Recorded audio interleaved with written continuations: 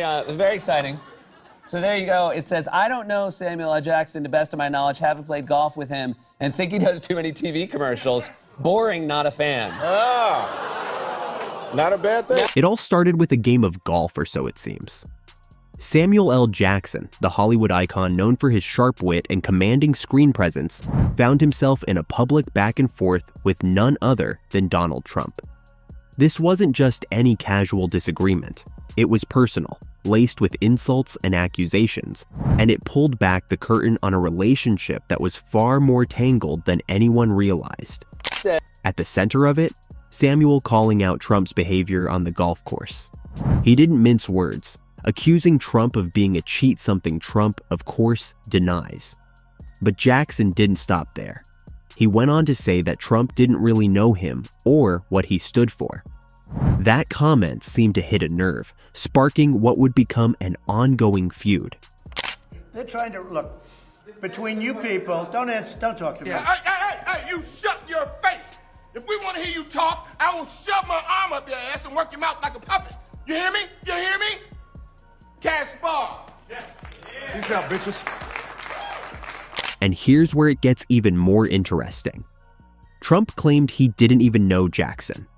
That's a bold statement considering they'd played golf together and had mutual friends in Hollywood. So, was it amnesia, or was Trump trying to save face? Jackson didn't let it slide, doubling down with his version of the truth and letting everyone know there was more to the story.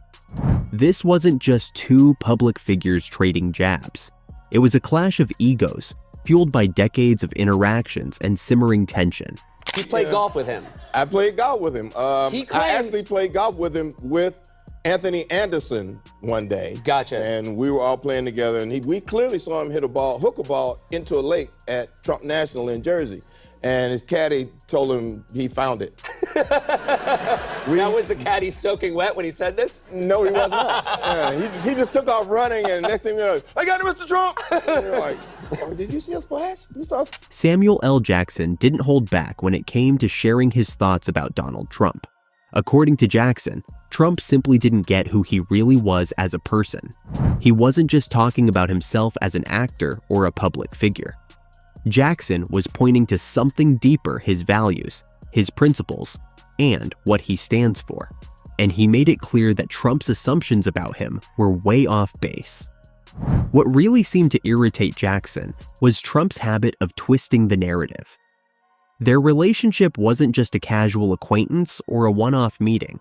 Jackson insisted they'd spent time together, played golf, and even moved in similar social circles. Yet, Trump acted as if he barely knew him. To Jackson, that felt like a deliberate misrepresentation, a way for Trump to brush him off or avoid accountability. But Jackson wasn't about to let it slide. He openly expressed his frustration with how Trump portrayed their dynamic, calling it misleading and dishonest. For Jackson, this wasn't just about a disagreement. It was about setting the record straight. He wanted people to know the truth about their interactions, no matter how much Trump tried to downplay them. By speaking out, Jackson wasn't just defending himself, he was challenging Trump's tendency to rewrite the story. And in doing so, he added another layer to a feud that was quickly becoming impossible to ignore. This wasn't just a personality clash, it was a battle of narratives. One quick question about a little kerfuffle that you and Donald Trump are in. I just wanted to know, are you surprised that this has become a thing in the press? Is it a thing in the press? No, it's not. Tell me it's not. I mean, really? I mean, out of all the things that need to be dealt with presidentially, he's worried about me saying that he cheats at golf? Or, that he doesn't really know me? Is that what the deal is? Wow, that's awful. Let me see. Let me fix that. Let me find something that might help me with that. This. Let me see.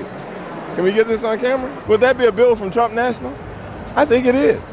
Why do you think he's saying? I don't know. I don't care. Yeah, come on. He has to say whatever he has to say. He has to say. You know, and it's one of those interesting things that he called me one day to play golf, not to play with him, but to play with a friend of his. And I went to play with that friend of his, and that friend of his turned out to be Bill Clinton. Things took an even sharper turn when Samuel L. Jackson declared that he was a better golfer than Donald Trump. For Trump, who prides himself on his golfing skills and owns several luxury golf courses, this was like waving a red flag in front of a bull. Samuel's bold claim wasn't just about skill, it came with an accusation that Trump often bent the rules on the golf course. That's a polite way of saying he cheated. But here's the kicker. After one of their games, Trump allegedly signed Jackson up for one of his golf clubs without Jackson's consent. A few weeks later, Samuel received a bill in the mail for membership fees. Trump sent him a bill for something he didn't even agree to. Most people would have quietly handled the situation, but not Jackson. He didn't pay the bill and instead made it clear that he wasn't going to play by Trump's rules, either on or off the golf course. This incident added fuel to their already heated feud. It wasn't just about golf anymore. It became a matter of pride and principle. For Trump, who thrives on control and loyalty, Jackson's refusal to play along must have stung. For Jackson, it was about standing up to someone who, in his words, doesn't really know what I'm about. The fallout from this only deepened the rift, setting the stage for even more personal attacks in the years to come. Donald Trump isn't someone who takes criticism lightly, and Samuel L. Jackson's public remarks clearly struck a nerve. Trump responded the only way he knows how, by going on the offensive. First, he claimed he didn't even know Jackson. Yes, despite photos of them golfing together and a circle of mutual friends, Trump flat out denied their connection. For many, this was a head-scratcher. How do you forget someone as iconic and recognizable as Samuel L. Jackson? But Trump didn't stop there. He zeroed in on Jackson's career, criticizing him for appearing in too many TV commercials. According to Trump, Jackson's frequent ad appearances made him overexposed and, in his words, boring. That's quite the irony coming from someone who spent years branding himself with relentless self-promotion. Jackson, unsurprisingly, wasn't having it. He flipped the narrative, exposing Trump's denial of their friendship as a blatant lie. Donald Trump is firing back at movie star Samuel L. Jackson after the actor accused him of cheating at golf in a recent interview. So in the latest issue of United Airlines Rhapsody magazine, Jackson claimed one of Trump's golf clubs charged him membership fees without his knowledge. The magazine then asked Jackson if he was a better golfer than the Donald, and Jackson reportedly said, "I am for sure, because I don't cheat." Well, Mr. Trump has responded with what else? A tweet saying, "I don't know Samuel L. Jackson to the best of my knowledge, haven't played golf with him, and think he does too many commercials. Boring, not a fan." Sorry.